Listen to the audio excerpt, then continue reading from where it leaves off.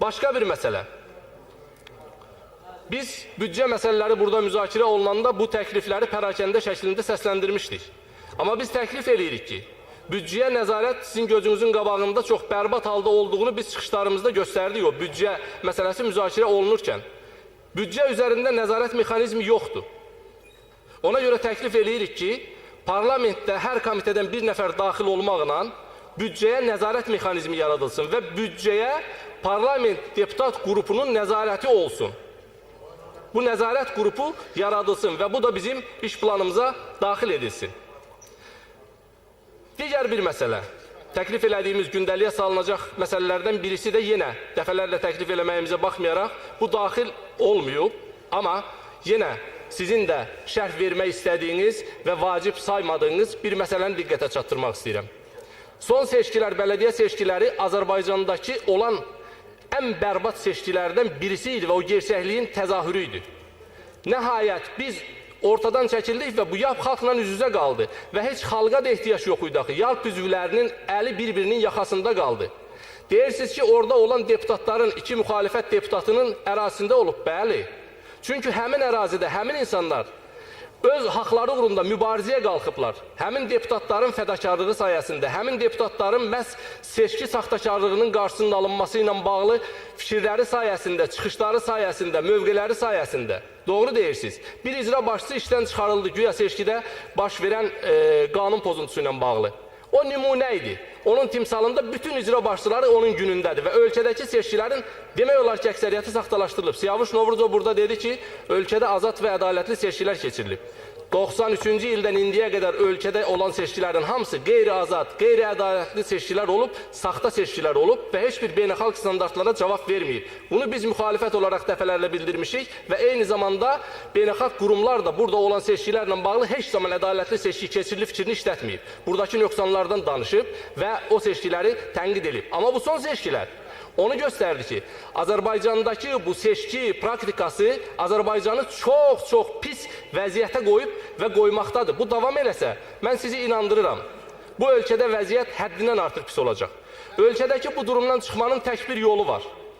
O da azad və ədalətli seçkilər nəticəsində formalaşan hakimiyyətdən keçir, parlamentdən keçir. O parlamentdən ki, hökumət üzvləri bura gələndə onların yanını kəstirib bəy tərifi deməsin, onlardan xahiş eləməsin, onları tərifləməsin, onlardan məsuliyyət tələb eləsin, iş tələb eləsin. Niyə bu ölkə bu gündədir? Niyə bu ölkə bu bərbad vəziyyətdədir? Niyə ölkədə korrupsiya və rüşvət bu səviyyədədir? Niyə insanlarımız bərbad haldadır? Niyə bu qədər kasıb ölkə Bakı kimi şəhər, dünyanın 20-ci ən varlı şəhəri kimi qeydə alınıb?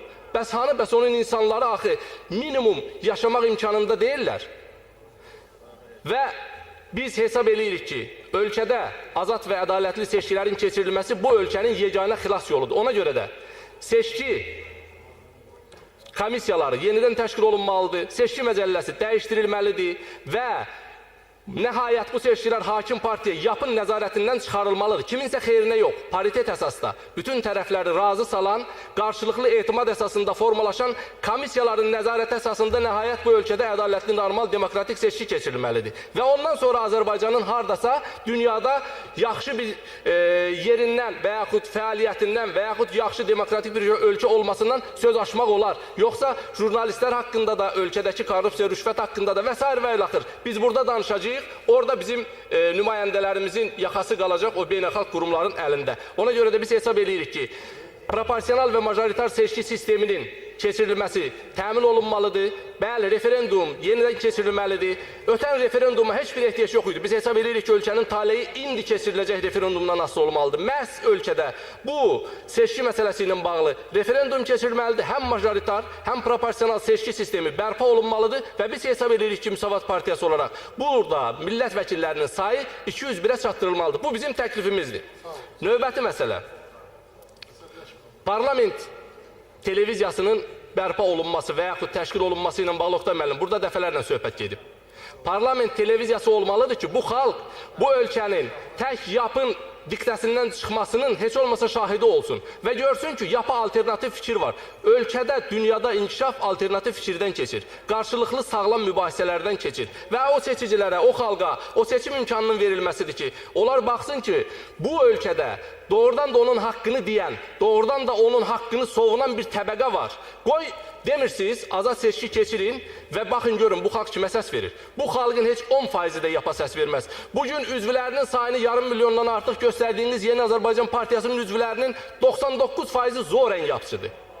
Yerini itirməmək üçün, işini itirməmək üçün, baskılar altında, qorxular altında və s. və ilaxır. Və yəni bu məsələlər gerçəklərdir. Bunları sizin görməniz lazımdır və görəcəksiniz yaxın zamanlarda. Amma daha tez görsəz bu ölkəmizin daha çox xeyrinə olmuş olar. Başqa bir məsələ.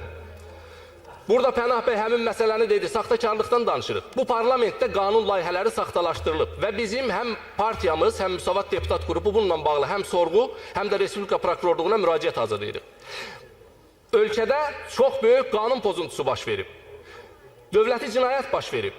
Və o rəhbərlikdə oturan üzvlərdən birisinin rəhbərlik elədiyi komitə Milli Məclisin qəbul elədiyi qərarlara saxtalıq eləyib, saxtakarlıq eləyib, dəyişdirib və onu göndərib prezident həmin qanunu imzalayıb. Biz bu məsələlərə aydınlıq gətirilməsini istəyirik. Biz ölkədəki vəziyyətin nə həddə olmasının ən son göstəricisi bunu hesab edirik. Və hesab edirəm ki, bu məsələ ilə bağlı parlament məsələ qaldırmalıdır və bu məsələnin ciddi araşdırılıb, günahkarların cəzalandırılması nəhayət bu parlamentdə biz onun şahidi olmalıyıq və görməliyik. Təşəkkür edirəm diqqətinizə görə.